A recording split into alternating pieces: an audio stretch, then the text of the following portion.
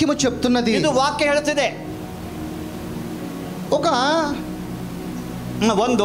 ఒక గాజు గ్లాస్ ఉంది అనుకోండి. ಒಂದು ಗಾಜಿನ ಗ್ಲಾಸ್ ಇದೆ. ఆ గ్లాస్ లో నీళ్లు ఉన్నాయి. ಆ ಗ್ಲಾಸ್ ಅಲ್ಲಿ ನೀರಿದೆ ಅನ್ಕೊಳ್ಳಿ. చూడడానికి ట్రాన్స్పరెన్సీగా ನೋಡ್ಲಿಕ್ಕೆ ತುಂಬಾ ಚೆನ್ನಾಗಿ ಸ್ಪಷ್ಟವಾಗಿ ಕಾಣುತ್ತೆ. గాజు గ్లాసు కనపడుతుంది. ಅದು ಗಾಜು ಕಾಣುತ್ತೆ. దానిలో ఉన్న నీళ్లు కనపడుతున్నాయి. ಅದಂತ ನೀರು ಕಾಣುತ್ತೆ. సో ఈ విధంగా కనపడేది ప్రభువు.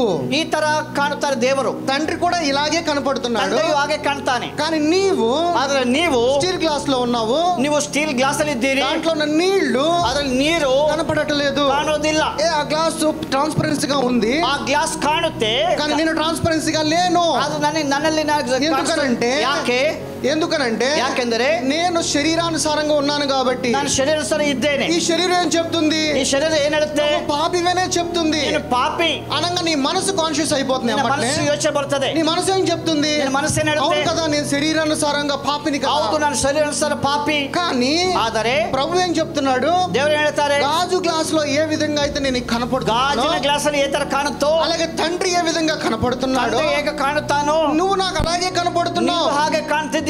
నీ శరీరమును బట్టి ನಿನ್ನ ಶರೀರದಿಂದ నీవేమనుకుంటున్నావు? ನೀನೇನ್ ಅನ್ಕೊಳ್ತಿದ್ದೀಯಾ? పాపిని అనుకుంటున్నావు. ಪಾಪಿ ಅನ್ಕೊಳ್ತೀಯಾ. ఎక్కడ తెలుస్తుంది? ಇದು ಎಲ್ಲಿ ಗೊತ್ತಾಗುತ್ತೆ? మనసులో తెలుస్తుంది, ಮನಸ್ಸಲ್ಲಿ ಗೊತ್ತಾಗುತ್ತೆ. కానీ ಆದರೆ ప్రభు ఏమంటున్నాడు? ದೇವರು ಹೇಳುತ್ತಿದ್ದಾರೆ, నీలో ఉన్నవాడు గొప్పవాడు అన్నాడు. ನಿರುವಂತನು ದೊಡ್ಡವನಲ್ಲ, నీ శరీరంలో ఉన్నవాడు గొప్పవాడు అన్నాడు. శరీరದಲ್ಲಿ దొడ్డవన ಯಾರು? ఎందుకనంటే నీవు దేవునికి కనపడతావు, నీలో ఉన్న అంతఃకరణ శుద్ధితో ఆయనతో కనపడతావు. ನೀವು ದೇವರು ಕಾಣ್ತೀಯ, ನಿನ್ನಲ್ಲಿರುವಂತದ್ದು ಅಂತಃಕರಣ ಶುದ್ಧೀಕರಣ ಕಾಣುತ್ತದೆ.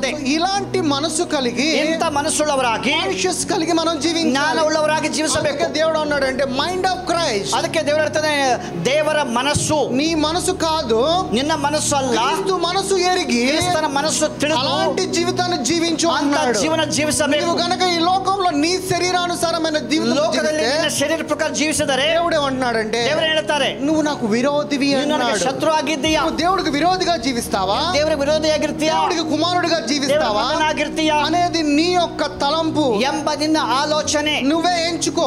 ನೀನೇ ಯೋಚಿಸು. ఒకవేళ నేను దేవుని కుమారుడు గనక నేను ಒಂದು ವೇಳೆ ದೇವರ ಮಗನಾಗಿಲ್ಲದೆ ಇದ್ದರೆ, ఆత్మగా ಆತ ಆತ್ಮವಾಗಿ, నీవు ఆయన మనసు కలిగి, ನೀವು ಆತನ ಮನಸ್ಸಾಗಿ, పరిశుద్ధత కలిగి, ಪರಿಶುದ್ಧ ಉಳ್ಳವರಾಗಿ, నీలో ఆయన యొక్క అవయములైన వాటి అన్నిటినీ కూడా పరిశుద్ధాత్మ యొక్క శక్తి ద్వారా గనక ನಿನ್ನ ఉంటే, ಅವಯವಗಳೆಲ್ಲವೂ ಕೂಡ ಪರಿಶುದ್ಧಾತ್ಮನ నీ ಶಕ್ತಿ, మనసు, నీ ఆలోచనలు, తలంపులు ನಿನ್ನ మారిపోతాయి. ಮನಸ್ಸು, ನಿನ್ನ ಆಲೋಚನೆ, ನಿನ್ನ ಮಾರ್ಗ ఈ ಬದಲಾಗುತ್ತದೆ. లోకానుసారమైన మనస్సు కలిగి గనక నువ్వు జీవిస్తున్నట్లయితే, ಲೋಕಾನುಸಾರವಂತ ಹೃದಯ ನಿನಗಿದ್ದರೆ, నీ తలంపులన్నీ ನಿನ್ನ లోకానుసారమే. ಆಲೋಚನೆ ಎಲ್ಲ ಲೋಕ ಪ್ರಕಾರ.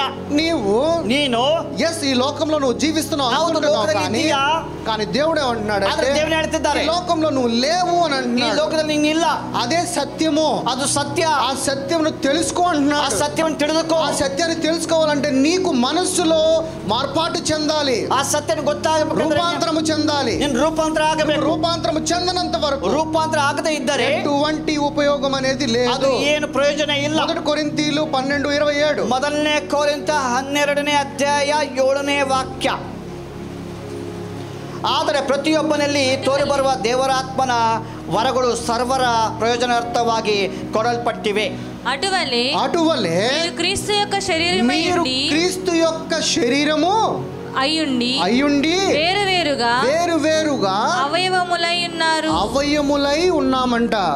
ఎలా ఉన్నామంట మనం అందరం? ಹೇಗಿದೆ ನಾವೆಲ್ಲರೂ ಕೂಡ? క్రీస్తు శరీరమై, ಕ್ರಿಸ್ತನ ಶರೀರವಾಗಿ, క్రీస్తు అవయములై, ಕ್ರಿಸ್ತನ ಅವಯವಗಳಾಗಿ వేరుగా ఉన్నామంటున్నాడు. ಬೇರೆ ಬೇರೆ ಆಗಿದ್ದೇವೆ. అంటే క్రీస్తు శరీరమైన అవయములు అంటే ఏంటి? ఇక్కడ శరీర అవయవ ಅಂದ್ರೆ ಏನು? సంఘము, సభೆ. అలాగే మన చుట్టూ ఉన్న అనేకమైన సంఘములు, ನಮ್ಮ ಸುತ್ತಮುತ್ತ ಎಲ್ಲಾ ಸಭೆಗಳು, మనమందరము కలిసి ఆయన అవయవమై ఉన్నామంట. ನಾವೆಲ್ಲರೂ ಸೇರಿ ಆತನ ಅವಯವಗಳಾಗಿದ್ದೇವೆ. ఎందుకు ఆయన శరీరమై ఉన్నామంటే, ಯಾಕೆ ಆತನ ಶರೀರವಾಗಿದ್ದೇವೆ? ఆయన ఈ సంఘానికి శిరస్సు ఉన్నాడు కాబట్టి. ಸಭೆಗೆ ಶಿರಸ್ಸಾಗಿದ್ದಾನೆ. శిరస్సైన ఉన్న క్రీస్తు యొక్క మనసు ఏంటిదో, ಶಿರಸ್ಸುಳ್ಳಂತ ಕ್ರಿಸ್ತನ ಮನಸ್ಸನ್ನು ಗೊತ್ತಾ? ఆ మనస్సు కలిగి మనం జీవించాలి. ಮನಸ್ಸುಳ್ಳವರಾಗಿರಬೇಕು. we are telling simply image of Christ అని ನಾನು ಸರಳವಾಗಿ ದೇವರ ಸ್ವರೂಪ ಎಂದು ಹೇಳ್ತಿದ್ದೇನೆ. మన పెదాలతో మాట్లాడుతున్నాం కానీ ತುಟಿಗಳಿಂದ ಮಾತಾಡ್ತೇವೆ. హృదయం చాలా దూరంగా ఉన్నది, ಬಹಳ ದೂರ ಇದೆ.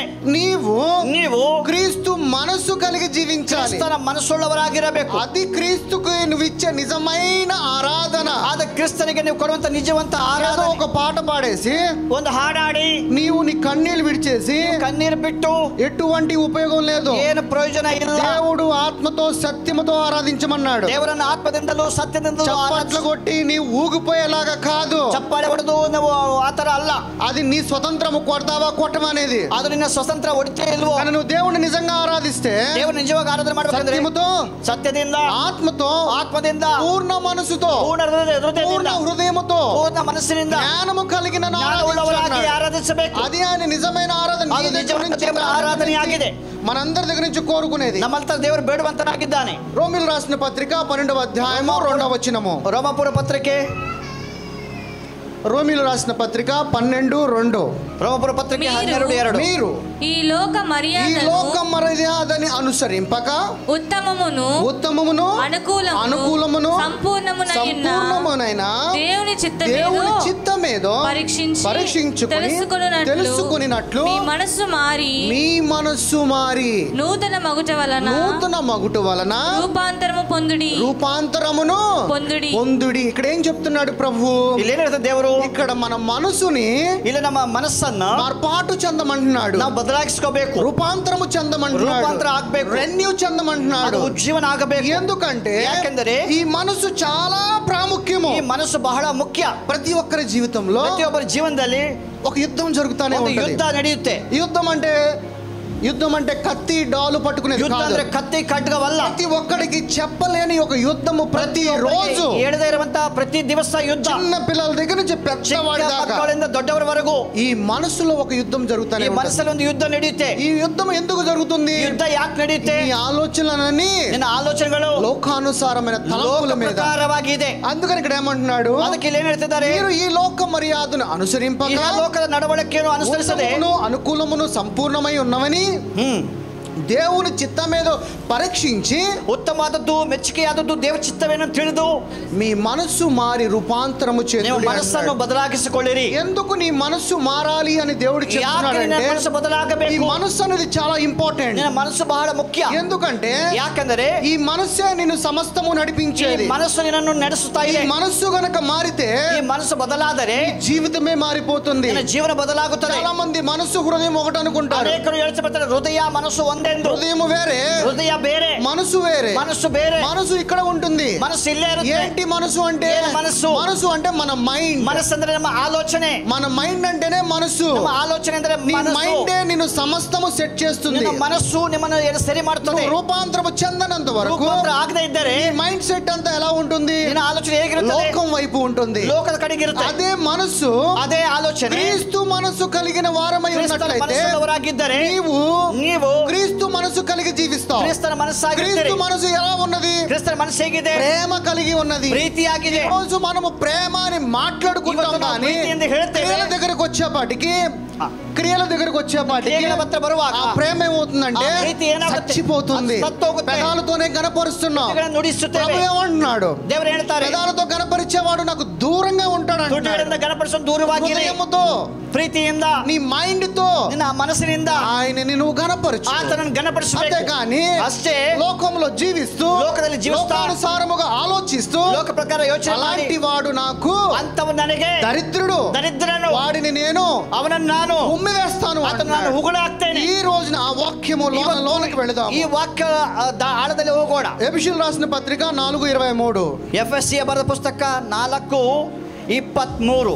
త్వరగా ಬೇಗ 23 4:23.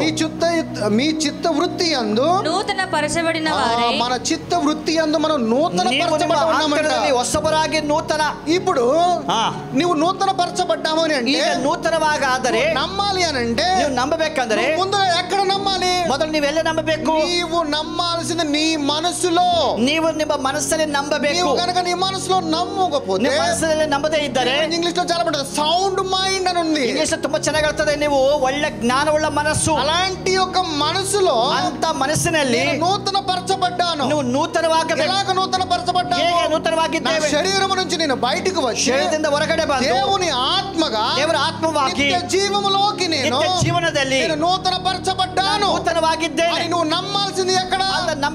మనసులో, నిన్న మనస్సಲ್ಲಿ, ఈ మనసు అనే మనసాక్షిని మనస్సాక్షిಯಲ್ಲಿ విశ్వసించిన ఎడల, ನಂಬುವಾಗ అదే నిజమైన రక్షణ. ಅದು నిజವಾದ ರಕ್ಷಣೆ. బాప్తిసము శరీరానుసారం తీసుకునేది కాదు రక్షణ అంటే. ಬಾಪ್ತಿಸಮ ಶರೀರ ಪ್ರಕಾರ నీ ಅಲ್ಲ. హృదయము నీ మనస్సు ನಿಮ್ಮ ಹೃದಯ ನಿಮ್ಮ ಮನಸ್సు ప్రభువుని అంగీకరించినప్పుడు, ದೇವರನ್ನ ಸ್ವೀಕಾರ ఆయన ಮಾಡುವಾಗ, వాక్యమును అర్థం చేసుకుని జ్ఞానముతో ಆತನ ಮಾತುಗಳನ್ನು ಅರ್ಥ ಮಾಡಿಕೊಂಡು విశ్వసించిన ఎడల ನಂಬುವಾಗ అది నిజమైన రక్షణ. ನಿಜವಂತ ರಕ್ಷಣೆ. ఆ రక్షణ నిన్ను నిత్య జీవంలోకి ಆ ರಕ್ಷಣೆ తీసుకెళ్తుంది. ನಿನ್ನ ನಿತ್ಯ ಜೀವಕ್ಕೆ ఆ ನಡೆಸುತ್ತದೆ. రక్షణ నిన్ను నిత్యము నిలగొల్పుతుంది. ಆ ರಕ್ಷಣೆ ನಿತ್ಯವಾಗಿ ನಿಮ್ಮನ್ನು మళ్ళీ ನಿಲ್ಲಿಸುತ್ತದೆ. నిన్ను పాపపు ఆలోచింపకుండా చేస్తుంది. ಪಾಪದ ಆಲೋಚನೆ ಇಲ್ಲದ ಹಾಗೆ ಮಾಡ್ತದೆ. ఒకవేళ నువ్వు శరీరానుసారంగా తీసుకునే యొక్క బాప్తిసమే నా రక్షణ ಒಂದು ವೇಳೆ అనుకుంటే, ಶರೀರವಾಗಿ ಬಾಪ್ತಿಸ್ಮ ತಗೊಂಡು ರಕ್ಷಣೆ ఈ ಅಂದ್ರೆ లోకములో ఉన్న బలహీనతలకు నీ శరీరమును నువ్వు సమర్పించుకుంటావు. ಲೋಕದಲ್ಲಿದ್ದ ಬಲಹೀನತೆಗೆ ಶರೀರಕ್ಕೆ ಒಪ್ಪಿಸಿಕೊಡ್ತೀಯ. అందుకే ఇక్కడ ఉన్నాడంటే మీరు నూతన పరచబడ్డవారు. ಅದಕ್ಕೆ ನೀವು ನೂತನ ಸ್ವಭಾವವುಳ್ಳವರಾಗಿ ఎక్కడ నీ మనసులో ముందు ಎಲ್ಲ ನಿಮ್ಮ ಮನಸ್ಸಲ್ಲಿ ಮೊದಲು నీ మనస్సును రూపాంతరం చెందాలి. ನಿಮ್ಮ ಮನಸ್ಸಲ್ಲಿ ರೂಪಾಂತರ నువ్వు ಆಗಬೇಕು. కనుక నీ మనస్సును మార్చుకోకపోతే ನೀವು ನಿಮ್ಮ ಸ್ವಭಾವ ಬದಲಾಗದಿದ್ದರೆ దేవునికి చాలా దూరంగా ఉన్నట్లే. ದೇವರಿಗೆ ಬಹಳ ದೂರ ಇದ್ದೀರಾ. రోమిలు రాసిన పత్రిక ರೋಮಾಪುರ ಪತ್ರಿಕೆ 7వ అధ్యాయము 25. ರೋಮಾಪುರ ಪತ್ರಿಕೆ 3ನೇ ಅಧ್ಯಾಯ 25ನೇ ವಾಕ್ಯ. మన ప్రభు అయిన యేసుక్రీస్తు ద్వారా ಈತನು ತನ್ನ దేవునికి కృతజ్ఞతాస్తుతులు చెల్లించుచున్నాను. మన ప్రభు అయిన యేసుక్రీస్తు ద్వారా దేవునికి కృతజ్ఞతాస్తుతులు చెల్లించుచున్నాడు. కాగా మనస్సు విషయంలో ఇది కరెక్ట్ గా వినండి. మనస్సు విషయంలో, ಮನಸ್ಸಿನ ವಿಷಯದಲ್ಲಿ నేను దైవ నియమమునకును శరీర విషయములో పాప నియమమునకు దాసుడునై ఉన్నాను. అంటే ఇక్కడ రెండు మనసులు ఉన్నాయి. ಇಲ್ಲಿ ಎರಡು ಮನಸ್ಸಿದೆ. ఏ మనసులు రెండు? ಏನು ಮನಸ್ಸು ಎರಡು? ఒకటి ఆత్మీకమైన మనసు, ಒಂದು ಆತ್ಮಿಕವಾದ ಮನಸ್ಸು, రెండు శరీరానుసారమైన ಒಂದು ಶರೀರ ಪ್ರಕಾರ ಮನಸ್ಸು. శరీరానుసారమైన మనసు నువ్వు పాపివని చెప్తుంది. ಶರೀರದ ಮನಸ್ಸು ನೀನು ಪಾಪಿ ಎಂದು ಹೇಳುತ್ತದೆ. ఆత్మీకమైన మనసు, ಆತ್ಮಿಕವಾದ ಮನಸ್ಸು నీకు దైవత్వమును పరిచయం చేస్తుంది. ನಿಮಗೆ ದೈವತ್ವವನ್ನು ಪರಿಚಯ ಮಾಡುತ್ತದೆ. దైవ నియమమునకు ದೇವರ ನಿಯಮಗಳಿಗೆ నీవు లోనికి వెళతావు. ನೀವು ಒಳಗಡೆ ಹೋಗ್ತೀರಾ. నీ శరీరానుసారం గనక ఉన్నట్లయితే, ಶರೀರ ಪ್ರಕಾರ ಇದ್ದರೆ ఆ మనసు వట్టిది ಆ అంటారు. ಮನಸ್ಸು ವ್ಯರ್ಥ. దానికి వల్ల ఏ ఉపయోగం లేదు. ಅದರಿಂದ ಏನು ಪ್ರಯೋಜನ ಇಲ್ಲ. మనసు ఏం చెప్తుంది? ಮನಸ್ಸೇನು ಹೇಳ್ತದೆ? ఎంతసేపు చాడీలు, ಯಾವಾಗ್ಲೂ ಚಾಡಿ ಹೇಳ್ತೇವೆ. ఎదుటివాడి జీవితంలో ఏం జరుగుతుంది, ಇನ್ನೊಬ್ಬರ ಜೀವನದಲ್ಲಿ ಏನು ನಡೀತಾ ಇದೆ, ఎదుటివాడి సంఘంలో ఏం జరుగుతుంది, ಇನ್ನೊಬ್ಬರ ಸಭೆಯಲ್ಲಿ ಏನು ನಡೀತಾ ಇದೆ, కుటుంబంలో కలహాలు, ಕುಟುಂಬದಲ್ಲಿ ಕಲಹಗಳು, కుటుంబంలో అన్నదమ్ముల మధ్య గొడవలు, ಅಣ್ಣತಮ್ಮರ ಮಧ್ಯದಲ್ಲಿ ಜಗಳ, అత్తమామల గొడవలు, ಅತ್ತೆ ಮಾವ ಜಗಳೇ, కుటుంబ కలహాల గొడవలు, ಕುಟುಂಬದ ಕಲಹಗಳ ಜಗಳ. వీటి గురించే నీ మనస్సు ఆలోచింపజేస్తుంది. ಇದರ ಬಗ್ಗೆ ನಿನ್ನ ಮನಸ್ಸು ಆಲೋಚನೆ ಮಾಡ್ತದೆ. శరీరము, ಶರೀರ ಆಚರಿಸುತ್ತದೆ. ఈ ఆలోచనకి మనం అందరం కూడా త్వరగా అట్రాక్ట్ అయిపోతాము. ಇಂಥ ಆಲೋಚನೆಗೆ ನಾವು ಬೇಗ ಆಕರ್ಷಣೆ ಆಗ್ತೇವೆ. అందుకనే ಅದಕ್ಕಾಗಿ తీగా ఉన్నదానికి మనం త్వరగా చేదుగా వెళ్ళిపోతాము. ಸಿಹಿತರವಾಗಿರುವಂತ ನಾವು ಬೇಗವಾಗಿ ಹೋಗ್ತೇವೆ. తీపి మంచిదా తేజ మంచిదా? ಸಿಹಿ ಒಳ್ಳೆಯದಾ ಕಹಿ ಒಳ್ಳೆಯದಾ? ఏది మంచిది? ಯಾವುದು ಒಳ್ಳೆಯದು? తీయని మాటలు మంచివా? ಸಿಹಿ ಮಾತುಗಳು ಒಳ್ಳೆಯದಾ? కఠినమైన మాటలు మంచివా? ಕಠಿಣವಂತ ಮಾತುಗಳು ಒಳ್ಳೆಯದಾ? కఠినమైన మాటలు నిన్ను మార్పాటు చెందిస్తాయి. ಕಠಿಣವಂತ ಮಾತುಗಳು ನಿನ್ನ ಮಾರ್ಪಡುತ್ತದೆ. తీయని మాటలు నిన్ను మోసపరుస్తాయి. ಸಿಹಿ ಮಾತುಗಳು ಮೋಸ ಮಾಡುತ್ತದೆ. ఎందుకంటే ఆ మాటలు నీకు వినసొంపుగా ఉంటాయి. ಯಾಕಂದ್ರೆ ಆ ಮಾತುಗಳು ಕೇಳಲಿಕ್ಕೆ ಇಂಪಾಗಿರುತ್ತದೆ. అది కఠోరమైన మాటలు, కఠినమైన ಅದು మాటలు ಕಠಿಣವಂತ ಮಾತುಗಳು ಕಠಿಣವಾಗಿರುತ್ತದೆ. చేదుగా ఉంటాయి. ಅದು ಕಹಿ ಆಗಿರುತ್ತದೆ. కానీ నిజం ఏంటంటే, ನಿಜ ಏನ್ ಗೊತ್ತಾ? చేదు కలిగిన కఠోరమైన మాటలే ಕಹಿ ಉಳ್ಳ ಕಠಿಣವಂತ ಮಾತುಗಳು నిన్ను మార్పాటు చెందేలాగా ನಿನ್ನನ್ನು ರೂಪಾಂತರ ಮಾಡುವ ಹಾಗೆ నీకు ఉపయోగపడతాయి. కానీ ಅದು ಉಪಯೋಗವಾಗುತ್ತದೆ. తీయగున్న మాటలు, ಆದ್ರೆ ಸಿಹಿ ಮಾತುಗಳು మీరు హ్యాపీగా గాడ్ బ్లెస్ యూ, మిమ్మల్ని దేవుడు దీవించును గాక, ಸಂತೋಷವಾಗಿ ನೀವು ದೇವರ ಆಶೀರ್ವಾದ ಮಾಡಲಿ, ನೀವು ಹಾಗೆ ಹೀಗೆ ಅಂತ ಹೇಳುವಾಗ, అయిపోద్ది, మీకు కారు వచ్చేద్ది, మీకు బిల్డింగ్ వచ్చేద్ది, మీకు ಕಾರ್ ಬರುತ್ತೆ, ಬಿಲ್ಡಿಂಗ್ ಬರುತ್ತೆ, ನಿನಗೆ ಬೈಕ್ ಬರುತ್ತೆ ಅಂತ ಹೇಳುವಾಗ, అలాంటి ఒక మాటలకే మనము త్వరగా ಮಾತುಗಳಿಗೆ ಬೇಗ అట్రాక్ట్ అయిపోతాం, ನಾವು ಆಕರ್ಷಣೆ ಆಗ್ತೇವೆ. కానీ ఇక్కడ దేవుడు ఏమంటున్నాడంటే, ದೇವರು ಹೇಳುತ್ತಿದ್ದಾನೆ, ఇలాంటి మనసుతో కనుక నువ్వు ఉంటే ಇಂಥ ಮನಸ್ಸು ನಿಮಗಿದ್ದರೆ పాపంలోకి వెళ్ళిపోతావు, ನೀವು ಲೋಕದಲ್ಲಿ ಹೋಗ್ತೀರಾ. కానీ ಆದರೆ ఆత్మీకమైన మనసు కనుక ಆತ್ಮಿಕವಾದ ಮನಸ್ಸಿದ್ದರೆ నిత్య జీవంలోకి వెళ్తావు ನಿತ್ಯ ಜೀವಕ್ಕೆ ಹೋಗ್ತೀರಾ. సో మనసు యొక్క ప్రాముఖ్యత చాలా గొప్పది. ಮನಸ್ಸು ఇక్కడ ಬಹಳ ಮುಖ್ಯ.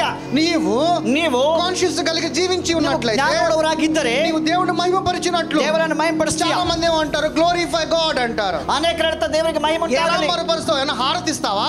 ದೇವರಿಗೆ ಹೇಗೆ ಮಹಿಮಪಡಿಸ್ತೀವಿ? ನೀನು ಆರತಿ ಕೊಡ್ತೀಯಾ? హారతి ఇవ్వం కదా మనము. ಇರಲ್ವಲ್ಲ. ఏది చేసినా ఆత్మతోనే. ಏನು ಮಾಡಿದ್ರು ಆತ್ಮದಿಂದ, ఆత్మతో నువ్వు మహిమపరచాలంటే ఆత్మದಿಂದ ఆయన ಮಹಿಮಪಡಿಸಬೇಕು. మనస్సు కలిగి జీవించాలి. ಕ್ರಿಸ್ತನ ಮನಸ್ಸುಳ್ಳವರಾಗಿರಬೇಕು. లోకాన్ని నువ్వు ద్వేషించాలి. ಲೋಕವನ್ನು ఈ ದ್ವೇಷಿಸಬೇಕು. లోకంలో ఉన్నది ఏది నాది కాదు ಈ అనుకోవాలి. ಲೋಕದಲ್ಲಿ ಯಾವುದು ನನ್ನದಲ್ಲ. నా తండ్రి నన్ను పై ఉన్న మాట మీద మనసు పెట్టుకోమన్నాడు, కానీ కింద ఉన్న మాట మీద మనసు పెట్టుకోమన్నాడు. ನನ್ನ ತಂದೆ ಮೇಲಿನ ವಿಷಯಗಳನ್ನು ನೋಡಿ ಎಂದು ಹೇಳಿದ್ದಾರೆ, ಕೆಳಗಿನ ವಿಷಯಗಳು ಅಲ್ಲ. అలాంటి కాన్షియస్ కలిగి ಅಂತ జీవించాలి. ಜ್ಞಾನವುಳ್ಳವರಾಗಿ ఎప్పుడైతే ఇలాంటి ఆలోచన కలిగి నువ్వు ಇಂಥ జీవిస్తావో, ಆಲೋಚನೆ ಇರುವಾಗ నా కుమారుడు నా జ్ఞానమును తెలుసుకున్నాడని, ನನ್ನ ಮಗನು ನನ್ನ ಜ್ಞಾನ అది ತಿಳ್ಕೊಂಡಿದ್ದಾನೆ, ఇచ్చే గ్లోరీ, ಅದು ದೇವರಿಗೆ ಮಹಿಮೆ, అది ఇచ్చే నువ్వు మహిమ, ಅದು ದೇವರಿಗೆ ಮಹಿಮೆ, అది ఇచ్చే నువ్వు ఆరాధన. ಅದು ಆರಾಧನೆ. శరీరానుసారంగా ಶರೀರ ಪ್ರಕಾರ పాటలు పాడటము, ಹಾಡಾಡುತ್ತಾ, చప్పట్లు కొట్టడము, ಚಪ್ಪಲಿ ತಟ್ಟುತ್ತಾ, నాలుగు కన్నీళ్లు వేడటము, ನಾವು ಅಳುತ್ತಾ, ఇది నీ హృదయానికి ಇದನ್ನ ಹೃದಯಕ್ಕೆ సమాధానం కలిగిద్ది. ಸಮಾಧಾನ ಕೊಡುತ್ತೆ. కానీ ಆದರೆ దేవుడి వల్ల ఏ ఉపయోగం లేదు. ಇದರಿಂದ ಏನು ಪ್ರಯೋಜನ ಇಲ್ಲ. ఎందుకనంటే ಯಾಕಂದರೆ అంటే మనం ఆరాధన చేయకూడదా? ನಾವು ಆರಾಧನೆ ಮಾಡಬಾರ್ದು, ఆరాధన చేయి, ಆರಾಧನೆ ಮಾಡಬೇಕು. కానీ ಆದರೆ సత్యముతో, ಸತ್ಯದಿಂದ, పూర్ణ మనసుతో, పూర్ణ మనಸ್ಸಿನಿಂದ, పూర్ణ హృదయముతో పూర్ణ హృదయದಿಂದ దేవుని ఆరాధించమన్నాడు. ದೇವರನ್ನು ಆರಾಧನೆ ఇది ಮಾಡಬೇಕು. ఎలా ఆరాధించాలి? ಹೇಗೆ ಆರಾಧಿಸಬೇಕು? ఆరాధించడం అంటే ఏంటి? ಆರಾಧನೆ ಅಂದ್ರೆ ಏನು? ఈ రోజున వాక్యంలోకి వెళ్ళి చూద్దాం. ಇವತ್ತು ವಾಕ್ಯ ನೋಡೋಣ. పూర్ణ హృదయముతో ఎలా ಪೂರ್ಣ ఆరాధించాలి? ಹೃದಯದಿಂದ ಹೇಗೆ ಆರಾಧನೆ పూర్ణ ಮಾಡಬೇಕು? మనసుతో ఎలా ಪೂರ್ಣ ఆరాధించాలి? ಮನಸ್ಸಿಂದ ಹೇಗೆ? జ్ఞానము కలిగి ಜ್ಞಾನವುಳ್ಳವರಾಗಿ ఎలా ఆరాధించాలి? ಹೇಗೆ ఆరాధిಸಬೇಕು? ఎలా ఆరాధించాలంటే దేవుడు నీకు జీవ గ్రంథము నీ చేతిలో ದೇವರು పెట్టాడు. ನಿಮಗೆ ಜೀವ ಗ್ರಂಥ ಕೊಟ್ಟಿದ್ದಾರೆ. ఈ మాటలు శక్తి కలిగి ఉన్నాయి ಆ అంటాడు. ಮಾತಲ್ಲಿ ಶಕ್ತಿ ಇದೆ. ఈ మాటలు శక్తి ఇందులో లేవు. ಆ ಮಾತುಗಳ ಶಕ್ತಿ ಇದರಲ್ಲಿ ಇಲ್ಲ. ఈ మాటలు నీ హృదయంలో ఉంటే ಈ శక్తి ఉంటుంది. ಈ ಮಾತುಗಳ ಹೃದಯದಲ್ಲಿರುವ ಶಕ್ತಿ ఈ ಇರುತ್ತದೆ. మాటలు నీ నోటి ద్వారా పలికితే శక్తి ನಿನ್ನ ఉంటుంది. ಬಾಯಿಂದ ನುಡಿಯುವಾಗ ಶಕ್ತಿ. ఈ మాటలు నీ మనసులో నమ్మితే శక్తి ಈ ఉంటుంది. ಮಾತುಗಳು ಮನದಲ್ಲಿ ನಂಬುವಾಗ ಶಕ್ತಿ. కానీ నీ చేతిలో ఉండి నువ్వు చదువుకుంటే ఉపయోగం లేదు. ಆದ್ರೆ నా ನಿನ್ನ ಕೈಯಲ್ಲಿ సహోదరి, ಇದ್ದರೆ ಅದು సహోదరుడా. ಪ್ರಯೋಜನ ಇಲ್ಲ. ఆయన నిబంధన నీ హృదయంలో భద్రపరిచి అన్నాడు. ಆತನ ನಿಬಂಧನೆ ಹೃದಯದಲ್ಲಿ ಭದ್ರಪಾಡಿ ಇಟ್ಟುಕೋ. భద్రపరిచిన తన యొక్క జీవం కలిగిన శక్తి కలిగిన వాక్యాన్ని ಜೀವವುಳ್ಳ ಶಕ್ತಿಯುಳ್ಳ ವಾಕ್ಯವನ್ನು ಭದ್ರ నీవు ಮಾಡುವಾಗ విశ్వసించాలి. నీ మనసులో ನೀವು ನನ್ನ ಮನಸ್ಸಲ್ಲಿ ನಂಬಬೇಕು. నువ్వు విశ్వసించిన ఎంత వరకు కూడా ನಂಬುವವರೆಗೂ ఎటువంటి ఉపయోగం లేదు. ಏನು ಪ್ರಯೋಜನ ಇಲ್ಲ. నేను బాప్తిజం తీసుకున్నాను, ನಾನು ಬಾಪ್ತಿಸ್ಮ నేను ತೆಗೆದುಕೊಂಡಿದ್ದೇನೆ, ప్రభు బలలో పాలు పంచుకుంటున్నాను. ನಾನು ಇದ್ದೇನೆ. నీవు అలాంటి యొక్క శరీరానుసారముగా చూసే వాటి యొక్క క్రియలను బట్టి కనుక ಶರೀರ ಪ್ರಕಾರವಾಗಿ ಕ್ರಿಯೆಗಳು ನೋಡುವಾಗ నీవు ನೀನು ನೀನು మార్పాటు చెందలేవు. ರೂಪಾಂತರ నీ ಆಗೋದಿಲ್ಲ. మనసు మారనంత వరకు కూడా ಮನಸ್ಸು ಬದಲಾಗದಿದ್ದರೆ హృదయం కఠినమైన రాయి, ಹೃದಯ ಕಗ್ಗಲ್ಲು, కఠినమైన రాయి కలిగి ఉంటావా? ಹೃದಯ ಕಗ್ಗಲ್ಲಾಗಿರುತ್ತದೆ. నిజమైన మాంసము కలిగిన దేవుని యొక్క హృదయమై ఉంటావా? ಮಾಂಸವುಳ್ಳವರಾಗಿ ದೇವರ చాలా ಹೃದಯವಾಗಿರ್ತೀರಾ. మంది ಅನೇಕರು కఠినమైన హృదయం కలిగి ఉంటారు. ಕಠಿಣವಾಗಿರ್ತಾರೆ ಹೃದಯ. ఎందుకనంటే వారికి జాలి ఉండదు, ಅವ್ರಿಗೆ ದಯ ಇರೋಲ್ಲ, వారి మీద ప్రేమ ఉండదు, ಪ್ರೀತಿ ಇರೋಲ್ಲ, ఎవరిని కూడా వాళ్ళ దగ్గరికి తీసుకోలేరు. ಯಾರನ್ನ ಹತ್ರಕ್ಕೆ ತೆಗೆದುಕೊಳ್ಳೋದಿಲ್ಲ. అలాంటి యొక్క హృదయం రాయితో కూడినది. ಅಂತ ಹೃದಯ కల్లాಗಿದೆ. కానీ దేవుడు ఏమంటున్నాడంటే, ಆದ್ರೆ ದೇವರು ಹೇಳ್ತಿದ್ದಾನೆ, అరే నాలో మనమేమంటాము, we are image of Christ ನಾವೇನ್ అంటాము. ಹೇಳ್ತೀವಿ, ನಾವು ದೇವರ ಸ್ವರೂಪ. ఆయన యొక్క మనస్సు కలిగిన వారిలో ಆತನ ಹೃದಯವುಳ್ಳವರಾಗಿ రాయి లాంటి హృదయం ఉంటే నీవు ఆయన కుమారుడు అవుతావా? ఏమవుతావు? నువ్వే అర్థం చేసుకో. ಕಗ್ಗಲ್ಲಾಗಿದ್ದರೆ ಮಗನಾಗ್ತೀಯ ಆಗಲ್ವಾ? మనము పెదాలతోనే దేవుని కనపరుస్తున్నాం. ತುಟಿಗಳಿಂದ ದೇವರ ఇప్పుడు ಗಣಪಡಿಸಿದ್ದೇವೆ. మీరు ఆరాధన చేశారు, ಇಲ್ಲಿ ನಾವು ಆರಾಧನೆ ಮಾಡಿದ್ದೇವೆ. ఇప్పుడు మీరే పరీక్షించుకోండి నా సహోదరి, ನೀವು ಪರೀಕ್ಷೆ ಮಾಡಿಕೊ ಸಹೋದರ, ಸಹೋದರಿ. పెదాలతో దేవుని కనపరుస్తున్నావు, కానీ ದೇವರನ್ನ ತುಟಿಗಳಿಂದ నీ ಗಣಪಡಿಸಿದ್ಯಾ? హృదయముతో నీ మనసుతో దేవునికి చాలా దూరంగా ఉంటున్నావు. ಹೃದಯದಿಂದ ఈ ದೂರ ಇದೆಯಾ? సంఘానికి వచ్చి ಈ ಸಭೆಗೆ ಬಂದು నీవు మార్పాటు చెందనంత వరకు ನೀನು కూడా ರೂಪಾಂತರ ಆಗಿಲ್ಲ నీవు ಅಂದ್ರೆ క్రైస్తవుడు అని చెప్పుకోవడం కూడా వృధా. ನೀನು ದೇವರ ಮಗನ ಹೇಳೋದು ವ್ಯರ್ಥ. నువ్వు కనుక నిజమైన క్రైస్తవుడుగా దేవుడికి కనపడాలంటే ನಿಜವಾದ ಕ್ರೈಸ್ತನಾಗಿ నీ మనసు నీ హృదయం మారాల్సిందే. ಮನಸ್ಸು ಹೃದಯ ಬದಲಾಗಬೇಕು, మార్పాటు చెందాల్సిందే, ರೂಪಾಂತರ ಆಗಬೇಕು. రూపాంతరము చెందాల్సిందే. రూపాంతర ಆಗಬೇಕು. రూపాంతరము చెందనంత వరకు ರೂಪಾಂತರ కూడా ಆಗದೇ ಇದ್ದರೆ ఎటువంటి ఉపయోగము ಯಾವ లేదు. ಪ್ರಯೋಜನ ಇಲ್ಲ. ఆ వాక్యము నీలో ప్రవేశించినంత వరకు కూడా ಆ ವಾಕ್ಯ ನೀನು ಪ್ರವೇಶ ಮಾಡುವವರೆಗೂ. పేరుకే నువ్వు క్రైస్తవుడివి. ಯಾಕಂದ್ರೆ ನೀವು ಕ್ರಿಸ್ತನು. అందుకనే దేవుడు అన్నాడు, పెదాలతో గణపరుచుకున్నాకు. ದೇವರು ಹೇಳ್ತದೆ, ನಾನು ತುಟಿಗಳಿಂದ ఉంటే ಗಣಪಡಿಸಿ అటే పన్న ఉండి ఇటే పన్న ఉండు అంటున్నాడు. ಆ ಕಡೆಗಾದ್ರೆ ಇರಿ, ಈ ಕಡೆಗಾದ್ರೆ ಇರಿ. నులివెచ్చగా ఉండ మాకు నేను ఉమ్మి ಉಗುರು వేస్తానంటున్నాడు. ಬೆಚ್ಚಾಗಿರಬೇಡ್ರಿ, ಅದನ್ನ మత్తయి సువార్త 22:37. మత్తయి సువార్త 22:37. ಮತ್ತೆ ಸುವಾರ್ತೆ ಮತ್ತೆ ಸುವಾರ್ತೆ. అందుకు ఆయనని పూర్ణ హృదయముతోను, నీ పూర్ణ హృదయముతోను, నీ పూర్ణ ఆత్మతోను, నీ పూర్ణ ఆత్మతోను, నీ పూర్ణ మనసుతోను, నీ పూర్ణ మనసు. అంటే ఇక్కడ చూడండి, దేవుడు ఇచ్చిన మొదటి ఆజ్ఞ ఇది. ದೇವ್ರ ಕಡೆಯಿಂದ ಮೊದಲನೇ ಆಜ್ಞೆ. ఈ ఆజ్ఞలో మనసుకి చాలా ప్రాధాన్యత ಈ ఇచ్చాడు. ಆಜ್ಞೆಯಲ್ಲಿ ಮನಸ್ಸಿಗೆ ಬಹಳ ಮುಖ್ಯ. నీ చేతులకి ఇవ్వలేదు, ನಿಮ್ಮ ಕೈಗಳು ಕೊಟ್ಟಿಲ್ಲ, కానీ నీ మనసుకి ఇచ్చాడు. ನಿಮ್ಮ ಮನಸ್ಸಿಗೆ ಕೊಟ್ಟಿದ್ದಾರೆ. నీ కనులు కూడా ఇవ్వలేదు, ಕಣ್ಗಳು ಕೊಟ್ಟಿಲ್ಲ, కానీ మనసుకి ఇచ్చాడు. ಮನಸ್ಸಿಗೆ ಕೊಟ್ಟಿದ್ದಾರೆ. నీ చెవులకి ఇవ్వలేదు, ಕಿವಿಗಳು ಕೊಟ್ಟಿಲ್ಲ, కానీ నీ ಆದರೆ మనసుకి ನಿನ್ನ ఇచ్చాడు. ಮನಸ್ಸಿಗೆ ಕೊಟ್ಟಿದ್ದಾರೆ. ఎందుకు ఇచ్చాడు? ಯಾಕೆ ಕೊಟ್ಟಿದ್ದಾರೆ? ఎందుకంటే మనస్సు అనేది చాలా ప్రాముఖ్యం. ಯಾಕಂದ್ರೆ ಮನಸ್ಸು ಬಹಳ ಮುಖ್ಯ. చాలా మంది ఏమంటారు, చాలా బాధగా ఉన్నప్పుడు ಅನೇಕರು ಹೇಳ್ತಾರೆ, ದುಃಖದಲ್ಲಿ ಇರುವಾಗ ఏమంటారు, ಏನಂತಾರೆ, మనసు బాగోలేదండి, ನನ್ನ ಮನಸ್ಸು ಚೆನ್ನಾಗಿಲ್ಲ. నీ మనసు బాగుంటే నీలో సంతోషం ఉంటుంది. ನಿನ್ನ ಮನಸ್ಸು ಚೆನ್ನಾಗಿದೆ, ನಿನ್ನ ಸಂತೋಷ ಇರುತ್ತದೆ. ఎదుటివాడు ఎవరన్నా దూషించారనుకో, ಬೇರೆಯವರು ದೋಷಣೆ ಮಾಡುವಾಗ నీ హృదయం నీ బాడీలో ఎక్కడ బాధ వేయదు, ನಿನ್ನ ಮನಸ್ಸಲ್ಲಿ ಎಲ್ಲಿ ನೋವಾಗಲ್ಲ, కానీ నీ మనసులో బాధ వేస్తుంది. ಆದ್ರೆ ಮನಸ್ಸಲ್ಲಿ ನೋವಾಗುತ್ತದೆ. ఆ మాటలు నీ మనసును గాయపరుస్తాయి. ಆ ಮಾತುಗಳು ನಿನ್ನ ಮನಸ್ಸನ್ನು ಗಾಯ ಮಾಡುತ್ತದೆ. ఎదుటివాడి మాట్లాడిన మాటలు నిన్ను గాయపరిచినప్పుడు నీ మనసు, ಆ ವ್ಯಕ್ತಿ ಮಾತಾಡುವಾಗ ಗಾಯ ಆದಾಗ ನಿನ್ನ ಮನಸ್ಸು నీలో ఆటోమేటిక్ గా ನಿನ್ನಲ್ಲಿ ಇದ್ದಕ್ಕಿದ್ದ ಹಾಗೆ వికారమైన నీ యొక్క శరీరం కనబడుతుంది. ಆ ಕಾರ್ಗತ್ತದ ಶರೀರ ಕಾಣುತ್ತದೆ. ఎందుకంటే నీ మనసు చాలా ప్రాముఖ్యమైన ಯಾಕಂದ್ರೆ ಮನಸ್ಸು ಬಹಳ ಮುಖ್ಯ. అందుకని ఇక్కడ ఏమంటున్నాడంటే, ಅದಕ್ಕೆ ಇಲ್ಲಿ ಏನ್ ಹೇಳ್ತಿದ್ದಾರೆ, నీ పూర్ణ హృదయముతోను, ಪೂರ್ಣ ಹೃದಯದಿಂದ, నీ మనస్సుతోను, ನಿನ್ನ ಪೂರ್ಣ ಹೃದಯದಿಂದ, పూర్ణ ఆత్మతోను, ಪೂರ್ಣ ಆತ್ಮದಿಂದ దేవుడను ప్రభువును ప్రేమింపటనే. ದೇವರನ್ನು ಪ್ರೀತಿ ಮಾಡೋದೇ. అర్థమవుతుందా? ಅರ್ಥ ಆಗ್ತಿದೆಯಾ? ఆత్మ అంటున్నాడు, ಆತ್ಮ ಹೇಳ್ತಿದ್ದಾರೆ, హృదయం అంటున్నాడు, ದೇವರ ಹೃದಯ, పూర్ణ మనస్సు అంటున్నాడు. ಪೂರ್ಣ ಮನಸ್ಸು. ఈ మూడు కావాలి నీ దగ్గర ಈ నుంచి. ಮೂರು ನಿನ್ನ ಬಳಿ ಬೇಕು. ఈ మూడు నీకు కావాలి అని అంటే, ಈ ಮೂರು ಬೇಕೆಂದರೆ ముందు నీ మనసు మారాలి. ಮೊದಲ ಮನಸ್ಸು ಬದಲಾಗಬೇಕು. నీ మనసు మారితే ಮನಸ್ಸು ಬದಲಾದರೆ నీ ఆలోచన ನಿಮ್ಮ ಆಲೋಚನೆ ಬದಲಾಗುತ್ತದೆ. ఆలోచన మారుతుంది. ಆಲೋಚನೆ ಬದಲಾಗುತ್ತದೆ. నువ్వు మారనంత వరకు, ನೀವು ಬದಲಾಗದಿದ್ದರೆ, నీవు ఏది అడిగినా, ನೀವು ಏನ್ ಕೇಳಿದ್ರು, చాలా మంది ప్రార్థన చేస్తూ ఉంటారు, ఎందుకు విడుదల దొరకట్లా, ಅನೇಕರು ಪ್ರಾರ್ಥನೆ ಮಾಡ್ತಾರೆ, ಯಾಕೆ ಬಿಡುಗಡೆ ఎందుకు ಇಲ್ಲ, రోగం విడుదల అవటలా, ಯಾಕೆ ರೋಗ ಬಿಡುಗಡೆ ಇಲ್ಲ, ఎందుకు అప్పులు పోవటలా, ಯಾಕೆ ಸಾಲ ಹೋಗ್ತಾ ಇಲ್ಲ, ఎందుకు మనకే ఈ కష్టాలు, ಯಾಕೆ ನಮಗೆ ಈ ಕಷ್ಟ, ఎందుకు మనం ఈ లోకంలో పేదవారిగా ಯಾಕೆ జీవించాలి, ಲೋಕದಲ್ಲಿ ಬಡವರಾಗಿದ್ದೇವೆ, ఎందుకనంటే నువ్వు శరీరంలో ఉన్నావు ಯಾಕೆ కాబట్టి. ನೀವು ಶರೀರದಲ್ಲಿ ಇದ್ದೀರಿ, నీవు మనసు మరి రూపాంతరం చెందిన ನೀವು రోజున ಮನಸ್ಸು ಬದಲಾಗಿ ರೂಪಾಂತರ నువ్వు ఎవరో ಆದರೆ, ఈ లోకంలో నీకు అర్థమవుతుంది. ನೀನು ಯಾರೋ ಎಂದು ಈ ಲೋಕದಲ್ಲಿ నీవు ఈ ಗೊತ್ತಾಗ್ತದೆ. లోకంలో అర్థం కానంత వరకు ನಿನಗೆ ಈ ಲೋಕ ಅರ್ಥವಾಗದಿದ್ದರೆ నీవు నిజంగా ఒట్టివాడివే, ನೀವು ವ್ಯರ್ಥ, నువ్వు పనికిరాని పాత్రవే. ನಿನ್ನ ಕೆಲಸಕ್ಕೆ ಬರುವಂತ ఆ ಪಾತ್ರ పాత్ర దేనికి పనికిరాదు. ಆ ಪಾತ್ರ ಕೆಲಸಕ್ಕೆ ఆ ಬರೋದಿಲ್ಲ. పాత్ర దేవుడికి పనికొచ్చే విధంగా నువ్వు మారు ಪಾತ್ರ ದೇವರಿಗೆ పొందాలంటే ಕೆಲಸಕ್ಕೆ ಬರೋ ಹಾಗೆ ಮಾರ್ಪಡಿಸಿದರೆ నువ్వు రెన్యూ అవ్వాలి. నీ ನಿಮ್ಮ మనసులో ಆಲೋಚನೆಯನ್ನು ಬದಲಾಗಿಸಿ రూపాంతరము చెందాలి. రూపాంతర ಆಗಿರಿ. రూపాంతరము చెందనంత వరకు కూడా ರೂಪಾಂತರ ಆಗದೆ ಇದ್ದರೆ ఏ ఉపయోగము లేదు నా ಏನು ಪ್ರಯೋಜನ సహోదరి ಇಲ್ಲ, సహోదరుడా. ಸಹೋದರ ಸಹೋದರಿ. రోమిలు రాసిన పత్రిక 15:6, ರೋಮಾಪುರ ಪುಸ್ತಕ 15వ అధ్యాయం 6వ వచనం. 15ನೇ ಅಧ್ಯಾಯ 6ನೇ ವಾಕ್ಯ. క్రీస్తు యేసు చిత్త ప్రకారం క్రీస్తు యేసు చిత్త ప్రకారము ఒకరితో ఒకడు మనస్సు కలిసిన వారే మనస్సు కలిసిన వారే, ఒకే మనస్సు కలిగి ఉండాలి. ನೀವು ಏಕ ಮನಸ್ಸಿನಿಂದ. ఎందుకని? అదేంటి, ఈయనకు ఒక మనసు ఉంది, నాకు మనసు ఉంది కదా. ಅದೇನು ನನಗೊಂದು ಮನಸ್ಸಿದೆ, ಅಯ್ಯ ಒಂದು ಮನಸ್ಸಿದೆ. ఇది గనక ಇದು ಒಂದು ವೇಳೆ ఆయన శరీరం వేరే, నా శరీరం వేరే, ನನ್ನ ಶರೀರ ಇಬ್ಬರು ಶರೀರ ಬೇರೆ. ఆయన ఆత్మీయంగా బలపడిన రోజున, ನಾನು ಆತ್ಮಿಕ ಬಲಪಡುವಾಗ, నేను ఆత్మీయంగా బలపడిన ಅವರು రోజున, ಆತ್ಮಿಕ ಬಲಪಡುವಾಗ ఆ ఇద్దరిలో ఉన్నది ఒకే మనస్సు, ನಮ್ಮಲ್ಲಿರುವಂತ ಒಂದೇ ಮನಸ್ಸು, అదే ప్రభువు మనస్సు. ಅದು ದೇವರ ಜೋರ మనమందరం కూడా ప్రభువు మనసై ఏక మనసులై ఉండాలి. ಆ ದೇವರ ಮನಸ್ಸಾಗಿ ಏಕ ಮನಸ್ಸುಳ್ಳವರಾಗಿದ್ದೇವೆ. మనము శరీరానుసారంగా విడివిడిగా ఉన్నట్లయితే ನಾವು ಶರೀರದಲ್ಲಿ ಬೇರೆ ಬೇರೆ ಆಗಿದ್ದೇವೆ. మనసు వేరే, ಮನಸ್ಸು ಬೇರೆ, నీ మనసు వేరే, ನಿಮ್ಮ ಮನಸ್సు ಬೇರೆ, నా మనసు వేరే, ನನ್ನ ಮನಸ್సు ಬೇರೆ. కానీ మనం అప్పుడు శరీరంలో క్రీస్తులో ఒకటేలా ఉంటాము. ನಾವು ಕ್ರಿಸ್ತನಲ್ಲಿ ಹೇಗೆ ಒಂದಾಗಿರ್ತೇವೆ. చదువుకుంటున్నాం కానీ ನಾವು ವಿದ್ಯಾಭ್ಯಾಸ ಇದೆ, కానీ ఎటువంటి ఒక్క వ్యత్యాసం కనబడట్లా. ಏನು ವ್ಯತ್ಯಾಸ ಕಾಣ್ತಿಲ್ಲ. నీలో వ్యత్యాసం కనబడితే ನಿನ್ನೆಲ್ಲ ವ್ಯತ್ಯಾಸ ఒకే ಕಾಣಬೇಕಾದ್ರೆ మనసు కలిగి ఉండాలి. ಏಕ ಮನಸ್ಸಿರಬೇಕು. భార్యాభర్తల మనసు ఒకలాగే ఉంటుంది కదా. ಸ್ತ್ರೀಯ ಗಂಡ ಹೆಂಡತಿ ಮನಸ್ಸು ಒಂದೇ ಇರುತ್ತೆ. అలాగే తండ్రి కుమారుడు మనసు ఒకలాగే ಅದೇ ఉంటుంది ತಂದೆಯ కదా. ಮಗನ ಮನಸ್సు ಒಂದೇ. అలాగే ಅದೇ ఒకరిని ఒకరు కూడా ఒకే మనసు కలిగి ఉన్న రోజున, ನಾವು ಒಬ್ಬರೊಬ್ಬರು ಏಕ ಮನಸ್ಸುಳ್ಳವರಾಗ ಇರುವಾಗ, ఆ రోజున మనకి ಅವತ್ತು ನಮಗೆ భేదం ఉండదు, ಯಾವ ಭೇದ ಇರೋದಿಲ್ಲ, కులం ఉండదు, ಕುಲ ಇರೋದಿಲ್ಲ, పొడుగు నలుపు అనేది ఉండదు, ಎತ್ತರ ಕೆಪ್ಪ ಇರೋದಿಲ್ಲ, ఏది ఉండదు. ಏನು ಇರೋದಿಲ್ಲ. మనమందరము సమానత్వమే. ನಾವೆಲ್ಲರೂ ಏಕ ಉಳ್ಳವರಾಗಿದ್ದೇವೆ. Body of Christ. ನಾವೆಲ್ಲರೂ ಕ್ರಿಸ್ತನ అది ಶರೀರವಾಗಿದ್ದೇವೆ. నిజమైన సంఘము అనే శరీరంలో ఉన్నామని అర్థము. ಶರೀರಗಳಿಗೆ ಅರ್ಥವಾಗುತ್ತದೆ. కానీ మన పేదలతో మాట్లాడుతున్నాం, ನಾವು ತುಟಿಗಳಲ್ಲಿ ಹೇಳ್ತೇವೆ, కానీ హృదయంతో మనం మాట్లాడట్లా. ಹೃದಯದಿಂದ ಮಾತಾಡೋದಿಲ್ಲ. హృదయంతో దూరంగా ఉన్నావు. ಹೃದಯದಿಂದ ಬಹಳ ದೂರ ಇದ್ದೇವೆ. నేను నువ్వే పరీక్షించుకున్న సహోదరి సహోదరుడా. ಸಹೋದರ, ఒకరితోనొకడు మనసు కలిగిన వారై ఉండునట్లు ఓర్పునకు ఆదరణకర్తయగు దేవుడు మీకు అనుగ్రహించునుగాక. ಯೇಸು ಕ್ರಿಸ್ತನ ತಂದೆಯಿಂದ ದೇವರನ್ನು ಕೊಂಡಾಡುವಿರಿ. 1 పేతురు 1ನೇ ಪೇತ್ರನು 3:8.